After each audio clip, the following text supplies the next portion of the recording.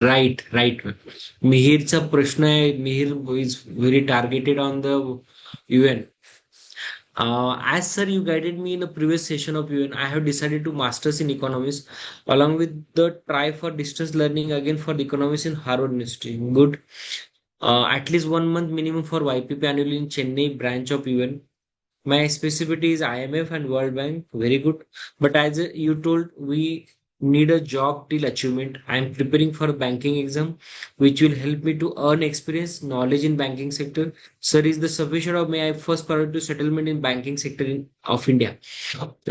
खूप टार्गेटेड आहे. मला जे अपेक्षित आहे, काय एकच क्षेत्र निवडलंय तुम्ही, इकडे तिकडे डोकं लावलं नाही तुम्ही.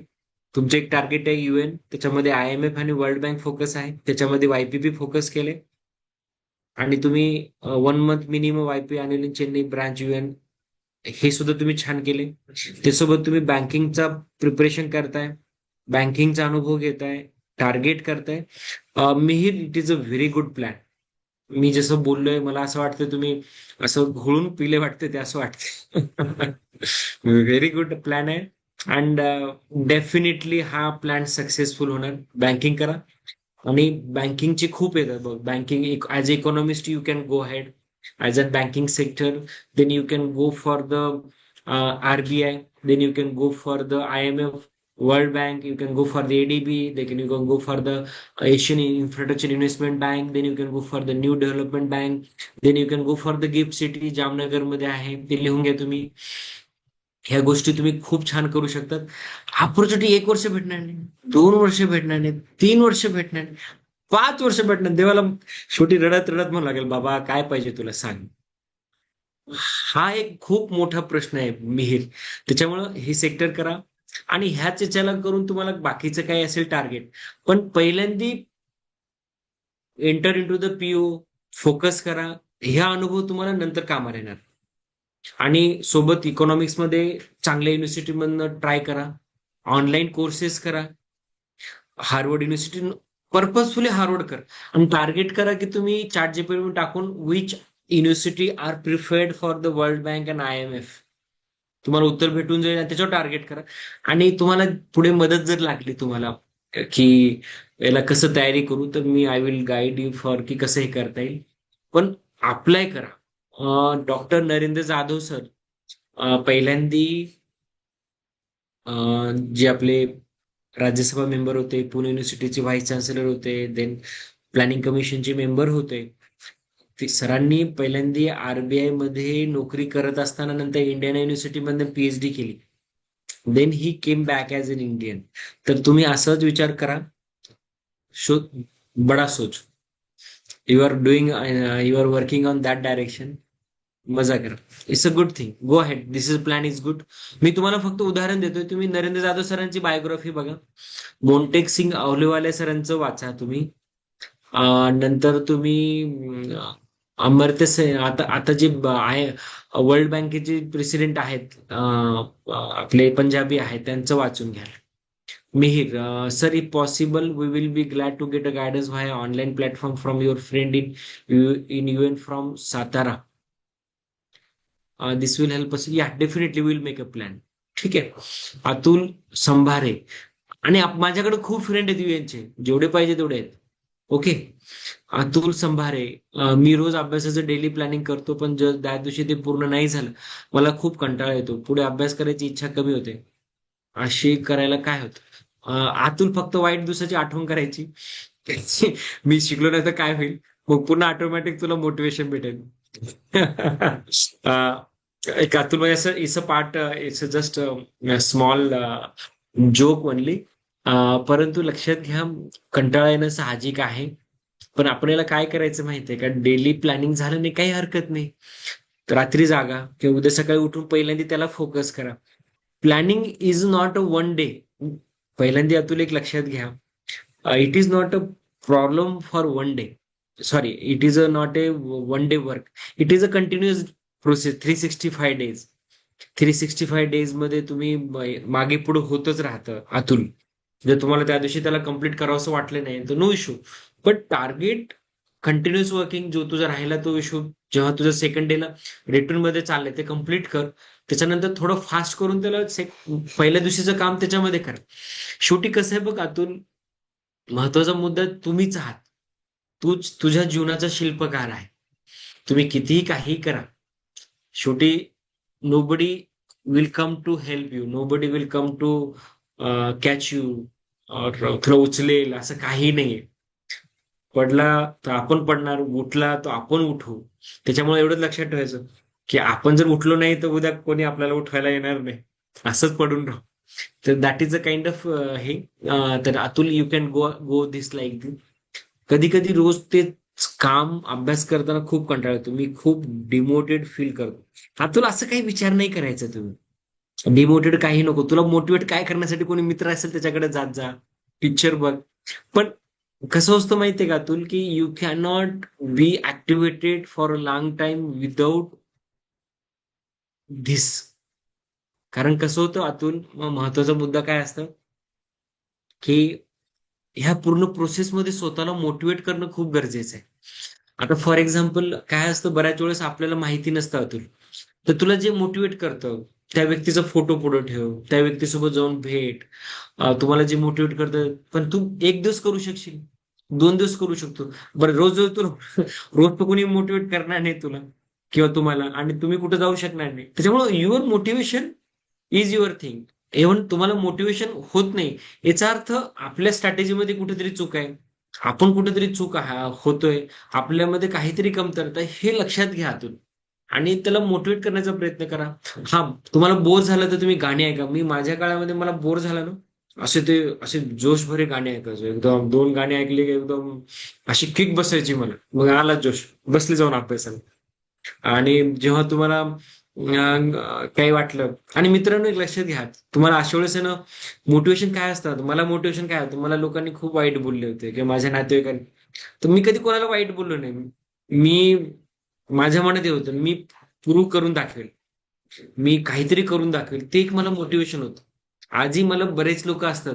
मी आज ऍट द एज ऑफ 45, मी सुद्धा आजही मलाही हे बघा, life is a continuous struggle. तुम्ही आमदार बना, खासदार बना, मंत्री बना, तुम्हाला डे टू डे लाईफ मध्ये तुम्हाला आहे. तुम्हाला प्रत्येकाला जाऊन हात जोडावे लागतात. तुम्ही तो मंत्री असा, कोणी असा, मिनिस्टर असा. त्याच्यामुळं तुम्हाला everyday you have to struggle मित्रांनो. आजही मला मदत लागते, मोटिवेशन लागतं कोणी, आणि कोणी मोटिवेशन आपल्याला देत नाही, आपल्याला करावं. तसं आतून तुम्हालाही मोटिवेशन घ्यावं लागेल, if you have still anything. पण जसं आता मी सांगायचा प्रयत्न करत होतो की मला ते मोटिवेशन होते की मला काहीतरी करून दाखवायचं, तसं तुम्हाला मनात ठरवावं लागेल की मला काहीतरी करून दाखव. आता काही करून दाखवायची इच्छा नाही झाली तर मग काही खरं नाही. Okay. I hope Atul you got the message. Mihir, though my target is World Bank, but along with the world economies, I should know laws and justice of UN. I am learning the Charter of UN. I found there is necessity to learn the constitution of other country. How can I correlate different constitution with काही गरज नाही मिहीर. तुम्ही एकावरच बस, मग नाही तर उद्या तुम्ही constitution expert बनाल, इकॉनॉमिक एक्सपर्टच्या ऐवजी. ओके. त्याच्यामुळे ते चुकून तिकडे नका जाऊ. You just focus on the economics मध्ये 2-3 खूप पार्ट आहे. मायक्रो इकॉनॉमिक्स आहे, मॅक्रो इकॉनॉमिक्स आहे, फायनान्स आहे, फेडरल फायनान्स आहे. त्याच्यातला एक एरिया निवडा जो तुम्हाला एक्सपर्टाईज त्या एरियात घ्यायचंय. त्याच्यानुसार तुम्ही यू प्लॅन फॉर द युएनच्या याच्यासाठी किंवा वर्ल्ड बँकेसाठी. त्याच्यामध्ये मास्टरी करा, त्याच्यामध्ये हे करा. तुम्ही एकाच वेळेस 4 गोष्टी शिकू शकत नाही मित्रा. आणि डोंट ट्राय टू बी. ज्या गोष्टी मी चुका केल्यात, एक काळ असा होता, मी आयुर्वेद शिकलो, मग एमबीबीएस शिकलो, नंतर एचआर शिकलो, नंतर इकॉनॉमिक्स शिकलो, मग सोबत मी पालमिस्ट्री शिकलो, नंतर मी काय काय शिकलो. मग मी नंतर ठरवलं बाबा माझी लायकी आहे पॉलिसीमध्ये किंवा ह्युमन रिसोर्स मध्ये केलं, मी लेबर इकॉनॉमिक्स केलं. मित्र, ही माझी जी 15-20 वर्ष वाया गेली ना मित्रांनो, त्या चुका तुम्ही करू नका, कधीच करू नका. जर जर इंटरनॅशनल सिव्हिल सर्व्हिस कमिशन मध्ये मला पहिले कळलं असतं, मी जर पहिल्यांदा गेलो असतो मित्रांनो, तर आज मी कुठल्या तरी देशाच्या पंतप्रधानासोबत काम करत असतो किंवा मला 4 पंतप्रधान येऊन भेटले असते किंवा मी ऍडवायझर कंट्रीचा राहिलो असतो. कारण ती माझी एनर्जी वेस्ट झाली ना मित्रांनो. माझी युपीएससी मध्ये एनर्जी वेस्ट झाली 5 वर्ष. BMS मला त्याचे 5 वर्ष गेले. मग नंतर याच्यामध्ये गेले. ती 10 वर्ष मी एका जागी घातली असते ना, आणि मला जर प्लॅटफॉर्म भेटला असतं, कोणी सांगितलं असतं, तर आज खूप चित्र वेगळं असतं मित्रांनो. आणि हे वर्ष वाया गेलेली वापस येत नाहीत. आणि दॅट इज अ रिझन मी पुस्तक लिहिलं, की ह्या पुस्तकाद्वारे तरी ऍटलिस्ट मुलांना कळावं. उद्या मिहीर जरी घडला, उद्या वर्ल्ड बँकेत असेल, तर थोडी ओळख तरी देईल. हा sir, hi sir, how you. थोडी तरी बोलला, ओळख दिली, ते बरं वाटलं, ठीक आहे मिहीर झाला म्हणून. पण that is a kind of thing which I feel, की which thing I miss, which things I could not do, which I lost the years. I feel की यू शुड नॉट डू. तर मिहीर, ह्या गोष्टीकडे जाऊ नका, फोकस करा. काही doubt असेल तर मला मेल करा. I will try to make it. Prajwal, Prajwal sir, आपण आताच म्हणाले की सी सॅटमुळे युपीएससी सोपं झालंय, हा मुद्दा थोडा स्पष्ट करून सांगू शकता? प्राज्वल, सोपा झाला याचा अर्थ, कारण एमपीएससी मध्ये सी सॅट आहे, युपीएससी मध्ये आहे. युपीएससी दिली तर एमपीएससी देऊ शकता, एमपीएससी दिली सी सॅट देऊ शकता. सी सॅटमुळे तुम्ही जीआरई देऊ शकता, सेम याच्यामध्ये जीआरई देऊ शकता. सी सॅटमुळे तुम्ही युनायटेड नेशनच्या एक्झाम सुद्धा इझिली पास करू शकता, कारण इंग्लिश येते, तयारी करता. तर हे सगळं कॉमन आहे. बरं, सी सॅटमुळे तुम्हाला बँकिंग सोपं जातं, सी सॅटमुळे तुम्हाला बाकीच्या एक्झाम सोप्या जातात. ओव्हरऑल तुमची पर्सनॅलिटी ग्रूम होते, तुम्ही जे इंग्लिशही करता. म्हणून मी म्हटलं की सी सॅटमुळे युपीएससी सोपं झालं. पण युपीएससी सोपं झाल्यापेक्षा मी मी त्या दिशेनं बोललो. सुरुवातीचा काळ असं होता, 2-4 वर्ष जेव्हा सी सॅट इंट्रोड्यूस झालं होतं, गावाकडची मुलं धडाधड फेल झाली होती. आणि याच्यामुळे शहरातल्या मुलांना खूप फायदा झाला, पहिल्या अटेम्प्ट मधनं निघाले. That is a bad luck, good luck, god knows. Okay. Mihir, Ajay Banga, yes. Mihir, thank you for it is on watching towards you for further guidance in vain. God bless you. Vidya Shinde, सुरुवात कशी करायची अभ्यासाची एमपीएससीची? विद्या, याच्यामध्ये एक लक्षात घ्या, सगळ्यांना एक सांगायचंय की एमपीएससी आणि युपीएससी असो, ह्या दोघीमध्ये पहिल्यांदा एनसीआरटीचा अभ्यास करा. आणि त्याला 2-3दा वाचा. म्हणजे 5वी पासून 12वी पर्यंत history, geography, polity, economy, science सगळंच वाचा, मस्त वाचा. त्याच्यात 2-3 रिडिंग करा, छोट्या छोट्या नोट्स बनवा, हे करा. हे पहिल्यांदा आहे. नंतर तुम्ही कुठला ऑप्शन घेता याच्यामध्ये वाचून घ्या छान. मग त्याच्यानंतर फॉर एक्झाम्पल तुम्ही पॉलिटिकल सायन्स निवडला, पूर्ण एकदा वाचून घ्या. पण जरुरी म्हणजे कामाची जी पुस्तकं आहेत, कमीत कमी पुस्तकं वाचा. आणि एकदा हे झाल्यानंतर देन यू स्टार्ट रिअल, तुमची जी अभ्यासाची सुरुवात आहे according to the demand of the MPSC UPSC, त्यानुसार तुम्ही पुढे वाचू शकता. पण सुरुवात तुम्ही अशी करा. Sharayu, while preparing for MPSC, how can students align their preparation with the global career opportunity and update with the industry? खूप सोपं आहे शरीर. एमपीएससी तुम्ही छान करा. मी तर म्हणे एमपीएससी सोबत युपीएससी करा, काही जाऊन बसायचं मित्रांनो. ओके. दुसरी गोष्ट, एमपीएससी मध्ये सी सॅट आहे. सी सॅट असल्यामुळे तुम्हाला एक्स्ट्रा काहीच अभ्यासाची गरज नाही. तुम्हाला फक्त काय करायचे, ग्रॅज्युएशन तुम्ही केले, ग्रॅज्युएशन सोबत तुम्ही काही इंटरनॅशनल कोर्सेस करा, जे तुमच्या एमपीएससी युपीएससी ला कामी येत ते करा. थर्ड, तुम्ही इंटर्नशिप काहीतरी करत जा. इंटर्नशिपचा फायदा काय होतो मित्रांनो, वर्षभर तुम्ही काही नाही, नवीन असता, वेळ असेल तर तुम्ही 15 दिवसाची, महिन्याभराची इंटर्नशिप जर तुम्ही केली युनायटेड नेशन मध्ये, सगळ्यात जास्त फायदा काय होतो मित्रांनो माहित आहे? तुमचं कम्युनिकेशन वाढतं, तुमचं कॉन्फिडन्स वाढतो. तुम्ही मोठ्या लोकांमध्ये गेल्यानंतर गजबजत नाही, तुम्ही घाबरत नाही. आणि इंटरव्ह्यूला गेला त्याचाही तुम्हाला फायदा होतो. म्हणून माझं वैयक्तिक मत आहे, 15 दिवस ते 1 महिन्याची नक्की तुम्ही इंटर्नशिप करा, जिथे भेटेल. कुठे करा, not only record United nation, तुम्ही कुठेही करा. किर्लोस्कर मध्ये करा, पुनावालामध्ये करा, टाटामध्ये करा, कुठेही करा, पण करा. याचा फायदा तुमच्या ग्रुमिंग मध्ये होतो, ते तुम्हाला कळणार नाही. आणि ते तुम्ही महिनाभर गेलं ते कळत नाही ते तुम्हाला, पण तुमच्या बॉडीमध्ये, तुमच्या चेहऱ्यावरती चेंजेस यायला लागतात. ओके. नंतर Mihir, we are very happy sir that the from home we are getting knowledge of the international organization from renowned person like you, lucky like us. Thank you. Sharayu, sir what strategy can help student avoid burnout and stay consistent during the preparation? छान question आहे शरीयू. याच्यामध्ये एक काम करू शकता तुम्ही सगळे, की चांगले मित्र निवडा.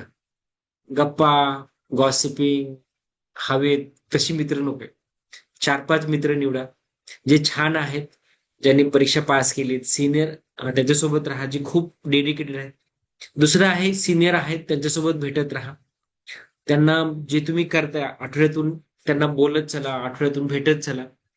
आणि वेळ भेटेल तसे सिनियर ऑफिसर जे असतात, यंग मुलं जी युपीएससी पास झालेले, एमपीएससी पास झाले, त्यांचा वेळ घ्या. फोन करा, की सर मी असं असं करते आणि मला तुम्हाला भेटायचंय.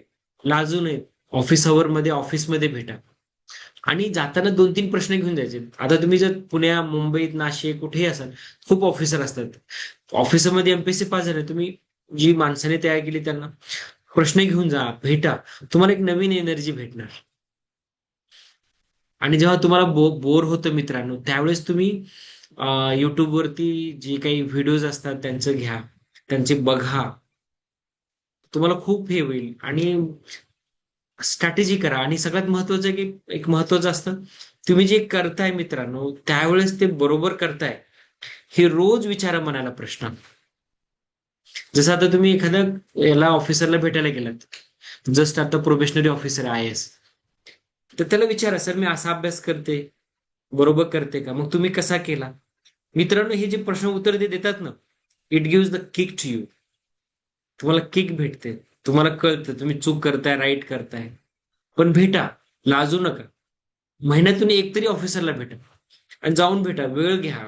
त्याच्याने तुम्ही सुद्धा एनर्जेटिक होता मित्रांनो. ओके. तर शरीर सगळे प्रश्न आता संपलेले आहेत. Thank you sharing such a valuable guidance. Thank you all of you. Thank you. Yes, thank you so much sir. खरंच सर्व विद्यार्थ्यांना इंटरनॅशनल करिअरसाठी विचार करत असताना बरेचसे महत्वाचे मुद्दे असतात जे आज तुम्ही कव्हर केले. आपल्याकडे बरेचसे विद्यार्थी आहेत जे ग्रामीण भागातून आहेत, टियर 2 सिटीज मधून वगैरे आहेत. तर ह्या सर्व विद्यार्थ्यांना एक गेम चेंजर फॅक्टर हवा असतो, जो आज तुमच्या या मार्गदर्शनातून नक्कीच सर्व विद्यार्थ्यांना मिळालेला आहे असं मला वाटतंय. आणि हे विद्यार्थी आपल्या करिअरच्या बाबतीत विचार करत असताना आज तुम्ही सांगितलेल्या या अपॉर्च्युनिटीज विषयी नक्कीच पुढे विचार करतील आणि त्या उद्देशाने आपले जे काही विचारचक्र आहे ते लवकरच चालू करतील. त्यासोबतच ह्या सगळ्या आपण वाटेवर असताना आपण पुढे करिअरसाठी यशस्वी होत असताना एक PR म्हणजेच आपलं नेटवर्किंग किती महत्वाचं आहे हे आज तुम्ही मार्गदर्शन करताना सांगितलं. आणि ह्या PR साठी नक्कीच विद्यार्थी आतापासून तुम्ही सांगितलेल्या स्टेप्स फॉलो करतील आणि आपलं जे नेटवर्किंग आहे ते वाढवतील. आणि हे आज तुम्ही सगळी जी माहिती आहे ती अतिशय प्रांजळपणे आम्हाला सांगितली आणि यातील अनेक महत्वाचे मुद्दे नक्कीच या सर्व विद्यार्थ्यांना पुढील करिअरसाठी मार्गदर्शक ठरतील. त्यासाठी माननीय तुषाबा शिंदे सर आपले मी खूप खूप आभारी आहे. आणि अशी महत्वपूर्ण माहिती गेल्या अनेक आठवड्यांपासून म्हणजे तब्बल 50 आठवड्यांपासून तुम्ही आम्हाला देत आहात, त्यासाठी आपले खूप खूप विशेष आभार आहेत. आणि आपली ही 52 आठवड्यांची संवाद शृंखला संपण्याच्या वाटेवर आहे. आपले 50 आठवडे झालेले आहेत. पण आम्हा सर्व विद्यार्थ्यांना असंच वाटतंय की प्रत्येक रविवारी तुषाबा शिंदे सरांची आमची भेट व्हावी आणि आम्हाला आमच्या करिअरसाठी मार्गदर्शन मिळावं, हे त्यांच्या प्रश्नांमधून आपल्याला जाणवतं.